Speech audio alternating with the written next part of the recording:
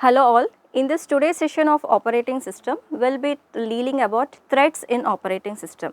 We have already seen a process, what are the different states a process exists and what are the system calls required for creating a process. Now here in this session, we will deal with threads in an operating system. So, we will cover what are the different types of threads, what are the thread issues that are related to these threads. Before moving on to what are the different types of threads that exist, first we will see what is a thread. So, when you see, you have a program. So, what is a program? It is nothing but set of instructions. So, that instructions will be present onto your secondary memory. When you give it to the CPU or it is present in the main memory and CPU starts executing, we call that as a process. So, it is present in your main memory. And now, when you go for these two processes, so a program can contain any number of processes. Now, we have two processes here. So, when you go for this particular process, you have these three threads A and B related to process B. So, what is a thread here? So, thread is nothing but a sub part of a process or some set of instructions in a process will be grouped together and that we call it as a thread. So, part of a process or sequential flow of execution of a process which we call it as a thread. Now, the same representation here, I have a program. So, in the program I have three processes and each of the three processes depending on the application or the operation you want to do, you are basically dividing them into three threads. So, program contains process and process in turn contains threads. Now, we'll see an example of why we actually require a thread. Now, when you see this first example here, this is a browser.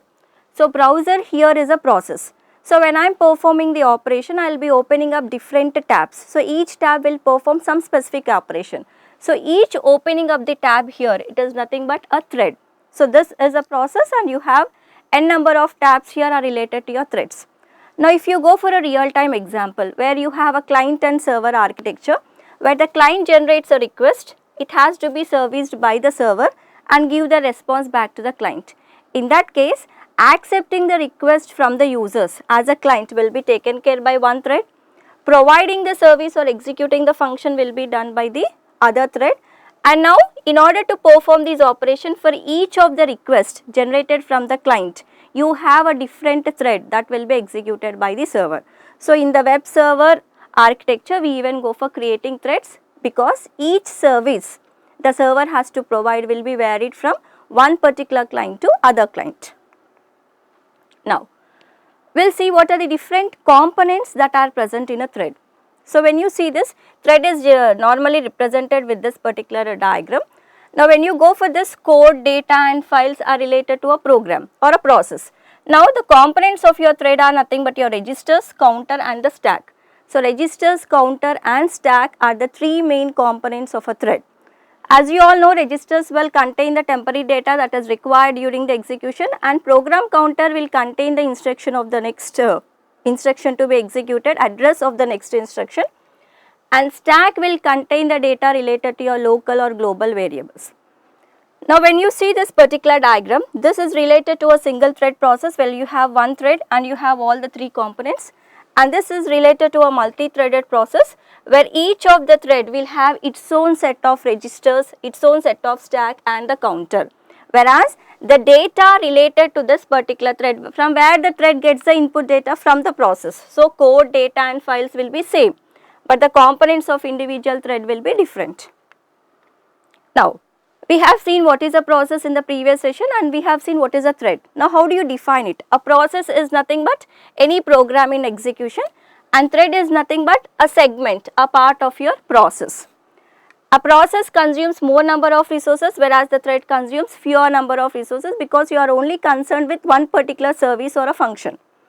Process requires more time for creation whereas the thread requires less time when compared to your process creation. Process we generally call it as heavyweight process whereas the thread we have a lightweight process because each thread will have its own set of data. And the process takes more time for creation, so it even takes more time for its termination where it takes less time to terminate. And for context switching, when you want to move from one process to other process, similarly you want to move from one thread to other thread, so that we call it as context switching. So, context switching here in case of process will take more time whereas here this takes less amount of time. And now the communication between the process will also take more amount of time, whereas the communication between the threads will take less amount of time. When you go for the example, here it is nothing but if I open two different browsers, so they are two different processes. Now here if I go for opening up two tabs in the same browser, it is related to a process. Now when you just see this process, so when you go for two different processes, each process will have the stack code and the data file, whereas when you go for a thread, you have two threads. So all the two threads will share the same code as well as the data, but you have different set of registers. Now, having seen a thread, and we call it as a segment of a process, and it is a lightweight process because it is only a part of your process. What are the benefits of thread? So, benefits of the thread are nothing but we have responsiveness, utilization of multiprocessor architecture, economy and resource sharing. Coming to the first one, responsiveness. Responsiveness is nothing but, as we have already seen, thread takes less amount of time for its creation as well as your termination. So, the service will be immediately provided or the output will be immediately given back to the user. And coming to the utilization of multiprocessor architecture, since you have multiple threads working, each thread can be assigned to a particular process and they can go for parallel execution. And resource sharing, all the threads related to a particular process will be using the same set of code, same set of data and same set of files. And coming to your economy, as it is a lightweight process and it takes less amount of time, when compared to your process, this is very much feasible for a user to go for creating multiple threads. Now, what are the different types of threads we actually have? So, one we call it as user level thread, the other we call it as a kernel level thread. We have already seen when your operating system will be actually executing in two modes. One you call it as user mode, the other you call it as kernel mode. So, the threads which are executing in your user mode, we call them as user level threads, and the threads which are related to your kernel part are related to your kernel threads, and ultimately all of them have to be linked up with a process. Now, when you go for your user level thread, so these are all the threads and this is a thread table which is associated with it, and you have a process table here, but the kernel will not be performing any of the operation on the user level threads. So, user has to manage his own threads by using the thread library. He has to write his own program and make use of your thread table. So, when you go for your user level thread, implementation of your user level thread is very easy when compared to your kernel level thread, and the context switching time is also very less, whereas user level thread is more efficient when compared to kernel level thread. So, these are some advantages, but what are the disadvantages of it? Since you have created a user level thread, there is no coordination for the kernel level thread. So, kernel level thread will not interact with your user level thread, and the problem is if a particular thread in the user level gets blocked, so the total process will be blocked. So, because the kernel will not come into picture and rescue it. So, that is the main problem when you go for user level threads. Coming up to your kernel level threads, as we all seen, now the kernel will take the responsibility. That is the reason the thread table is also even maintained by the kernel. In the previous case, the thread table was maintained by that particular user level thread, but whereas here it is represented or taken care by the kernel. So, the kernel takes care of executing this. So, it has all the up to date information, and kernel level threads are generally used where you go for a blocking. So, in the user level, as we have seen, if a thread gets blocked, the total process is blocked, whereas here that will be taken care by your kernel level threads. And whenever any processor requires, so the creation of this kernel level threads will take more amount of time. Now, coming to the disadvantage of it, kernel level thread is very slow when compared to your user level thread, and implementation of this kernel level thread is very complex when compared to your user level thread. Having seen both of them, let us summarize what are the differences between a user level thread and a kernel level thread. Who will create the user level thread? It is created by the user. Who will create the kernel level threads? It is created by your kernel. Now, user level threads will not be recognized by the operating system, whereas this can be recognized by the operating system because kernel itself is a part of your operating system. Implementation is easy in user, whereas it is complicated at the kernel level. Context switching time is less, whereas the context switching time is more. Here context switching requires no hardware support, whereas here I require a hardware support. And the main problem in your user level thread is if one thread gets blocked, the remaining process will be blocked, whereas that will not be happening in your kernel level thread. Other than this user level thread or kernel level thread, you might want to develop an application where you want to use a mixture of them. You want some user level threads and some kernel level threads to be linked up together. So that particular model we call it as hybrid model. So what are the advantages of it? So what are the advantages in the sense? Both the advantages of your user and kernel will be combined together, and that forms the advantage of this. And we have a scalability in hybrid model or hybrid type where you can add any number of threads to your existing process. But coming to the disadvantage of it, the implementation of it will take more amount of time because we have to implement both user level as well as the kernel level, and the resource utilization will also be more. Now, as I told you, in hybrid model you need to have your user level thread as well as your kernel level thread. But how you establish a relationship between a user level thread and a kernel level thread? For that, we have different types of models. We can even call them as multi-threading models. So, one is many to one, one to one, and many to many. Now, coming to many to one, just see, you have your user space and the kernel space. You have n number of threads here which are connected to a kernel space. So, when you see this structure, it is not used for multi-programming because there is only one kernel executing your user level thread. So, you just cannot use this model when you want multi-processing or programming to be achieved. When I go for one-to-one kernel, when you have one user thread is associated with one kernel thread, it is implementation is easy. But you have to decide which user level thread is to be linked up with which kernel level thread, and you also even decide the number of kernel threads are equal to number of user level threads. Coming to many, you have n number of user level threads and you have n number of kernel level threads. So, the kernel level threads can be exact as your user level threads or they can be less, but you have to map them, and here we go for achieving multi-programming. Why? Because if one thread gets blocked, the other kernel can work on the other thread, whereas in this case, if one thread gets blocked, you cannot go for executing the remaining threads. Now, we have seen the different types of threads. Now, what are the issues that will be encountered when you are implementing multi-threading? So, the first one is your system call, thread cancellation, signal handling, thread pool, thread specific data, and scheduler activation. Moving on to the first one, you have your fork and execute. These are the basic system calls that are required. Now, I will go for executing a fork. So, parent will execute a fork and you get a child. So, after the fork is executed, how many processes are currently running? We have two processes. You have your parent process and you have your child process, right? So, in this way the fork executes. Now, let me take an example where I have a process P and this process P has 4 threads. Now, this particular thread has initiated a call to fork. So, when it has initiated a call to fork, now you have two questions arising. Now, do you have to create a child process which contains 4 threads, or you have to create a child process which contains only one thread because the fork is initiated by only one thread. So, those are the things. So, to resolve this confusion whether you want 4 threads or whether you want one thread here, if I am executing exec, when do I execute exec? First I need to execute fork, then followed by exec.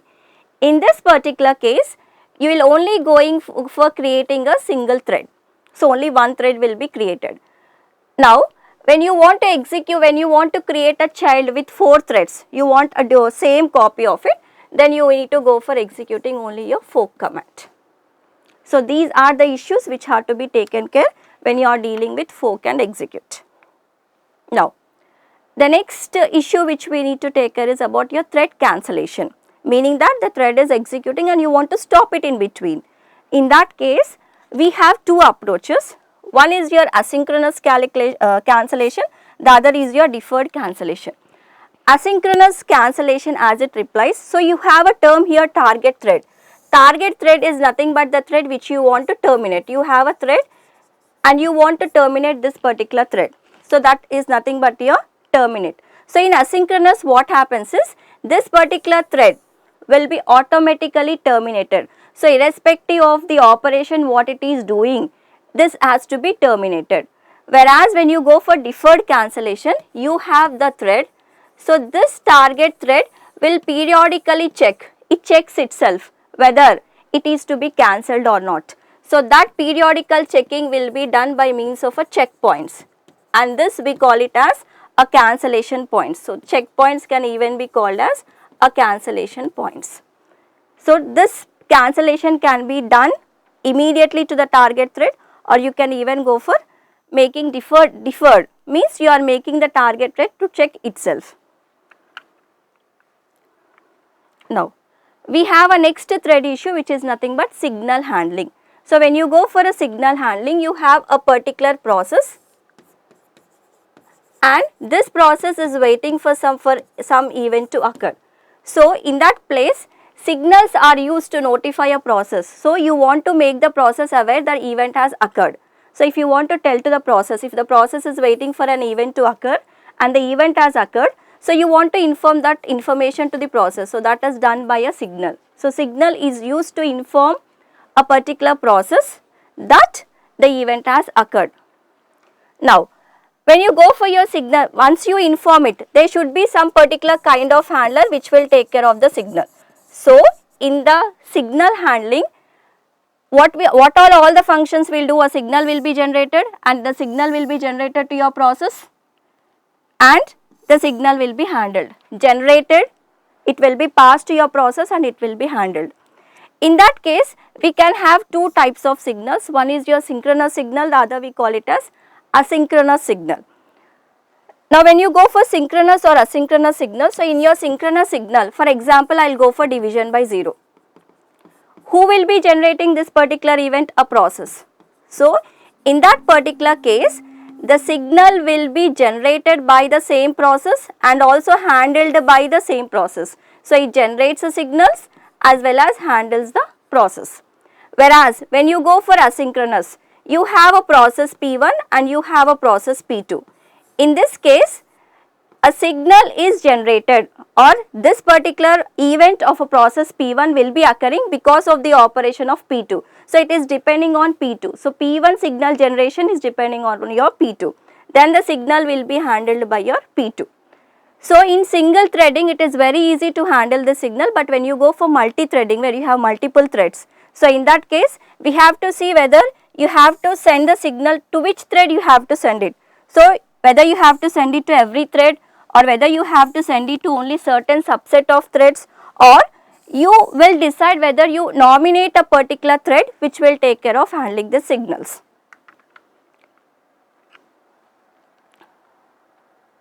Now we have the next issue which is to be dealt is nothing but your thread pools here. So thread pool here is nothing but, now I have a process. Now the process has to perform 4 operations or 4 services, service 1, service 2, service 3 and service 4. So in that case, you go for creating thread 1, thread 2, thread 3 and thread 4. So if the process services are dynamically changing, the number of threads created will also be changed, but it is very difficult in reality that every time you go on creating the threads. So for that purpose, what you do is, for each of the task, you maintain a pool. So pool is nothing but a repository. So all the threads are being created. So whenever you get a task, you take up a thread which is free, execute that and complete your task and again push back that particular thread into the pool. Now for example, I have 6 threads here. I want the 7th task to be done. All the 6 threads are being occupied, but I have 7 tasks here. So the 7th task has to wait till one of the thread becomes free so that it can execute. Thread specific data. As I told you, every thread will have its own data as registers, the program counter and the stack information. So pertaining to the information, so when I am performing some operation, each service will require its own data. So that we call it as a thread specific data. If I have 3 threads have to maintain their own set of data. Coming to the last issue here, which is nothing but scheduler activation. So when you go for scheduler activation here, before moving on to see what is the scheduler activation, we'll see you have your user thread and this is your kernel, and this particular kernel will be related to your operating system. Now when you have a thread will be assigned to a lightweight processor, or you can even call it as a virtual processor. So user level thread will be executed on your virtual process, which is interlinked with your kernel, and now the kernel will execute the operation on your operating system. So the number of user level threads, if I have 4 user level threads, I need to create 4 lightweight processors, and these 4 lightweight processors will be connected to your kernel, and this kernel will in turn execute the operations on your operating system. Now we'll just see what is the meaning of a scheduler activation here. Now if you just see this particular thread is being executed by this particular kernel, but at some point of time it wants to generate some system call, or it wants some services to be done, so it is blocked. As we have seen, when a user level thread gets blocked, the whole process will be blocked. So in order to overcome that particular problem, what we use is we go for scheduler activation. Scheduler activation is nothing but the kernel will pass the information. So this kernel will take the responsibility of passing the information to your thread manager, saying that a particular thread is being blocked. So this we call it as an up call. So whenever you are sending an up call, the kernel or the operating system will in turn create a new kernel, and this particular blocked system call status or the blocked thread status will be stored onto your virtual processor or a new virtual processor, and after that you will be just terminating this particular thread and take the next thread which is ready for execution. So whenever a thread is getting blocked, you are not stopping the total process, you are only passing the information to your thread manager that it is getting blocked, and you are saving the status of it onto your new LWP, which is a virtual processor, and you are in turn taking any of the process which is ready for execution. And if you don't have this scheduler activation, the total process will be terminated. So these are the different issues which are to be dealt when we are going for multi-threading program.